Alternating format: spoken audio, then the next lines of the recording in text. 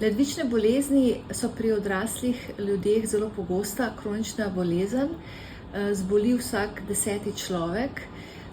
Ker pa poteka ledvična bolezen tiho, brezsimptomno, večina teh ljudi niti ne ve, da so ledvični bolniki. Zato je pomembno, da jo aktivno iščemo, da jo aktivno odkrivamo. Še posebno zato, ker je v zadnjem času na voljo dobro, učinkovito zdravljenje kronične ledvične bolezni, s katerim lahko preprečimo napredovanje do končne odpovedi ledvic. Odkrivanje kronične ledvične bolezni je enostavno, z laboratorijskim pregledom krvi in seča. Zato je potrebno vse tiste ljudi, ki imajo dejavnike tveganja za razvoj kronične ledvične bolezni, to so hipertenzija, sladkorna bolezen, srčno-žilne bolezni, debelost, prisotnost ledvične bolezni v družini, svojci, ki že imajo končno odpoved ledvic, ljudje, ki imajo pogoste sečne kamne. Pri vseh teh ljudeh, tam po 40. letu starosti, se lahko razvije kronična bolezen ledvic, zato je pri teh ljudeh potrebno enkrat letno preveriti ledvično delovanje z določitvijo kreatinina in glomerulne filtracije v krvi in s pregledom urina na prisotnost beljakovin, pa tudi drugih patoloških sprememb v urinu. Ko odkrijemo te bolnike, potem jih obravnavamo v skladu s priporočili in jim uvedemo zaščitna zdravila. V Sloveniji imamo posebne presejalne programe za odkrivanje kroničnih bolezni, kot so rakave bolezni, potem sladkorna bolezen, hipertenzija in tako naprej.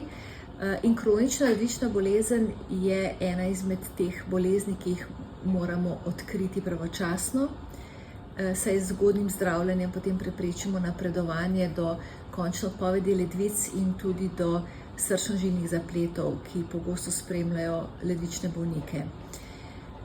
Ja, ledvice in srce sta dejansko tesno povezana organa.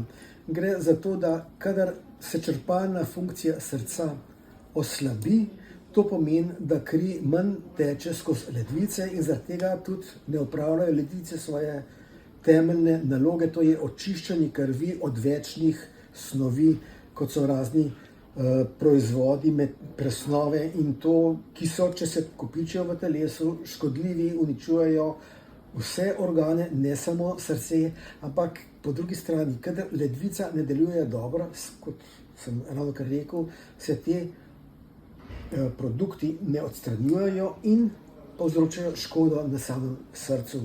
In to se počasi med seboj tak začaran krog začne vrteti. Ledvice slabše delujejo, zaradi tega srce slabše deluje, ker srce slabše deluje, tudi ledvice slabše delujejo. In če ne ukrepamo ustrezno, pride lahko do hudih težav.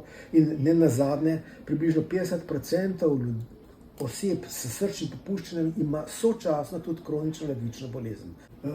Srce skrbimo pravzaprav silno enostaven, pa kljub vsemu težek način, to je pa z zdravim načinom življenja. Se pravi, redna telesna vadba ali pa vsaj hoja. Drugo, kar je izredno pomembno, je ustrezna prehrana. Pravimo, da je najbolj koristna je tako imenovana mediteranska prehrana, pri čemer pa seveda špageti in pica ni mediteranska prehrana. Tretja reč je soljenje, dosoljevanje je zelo škodljivo, ker pri marsikomu povzroča to, da se jim krvni tlak zviša. Visok krvni tlak je pa eden od najbolj pogostih vzrokov za pešanje ledvične funkcije. Kadilstvo seveda deluje izrazito škodljivo, tako na srce, kot tudi na ledvice.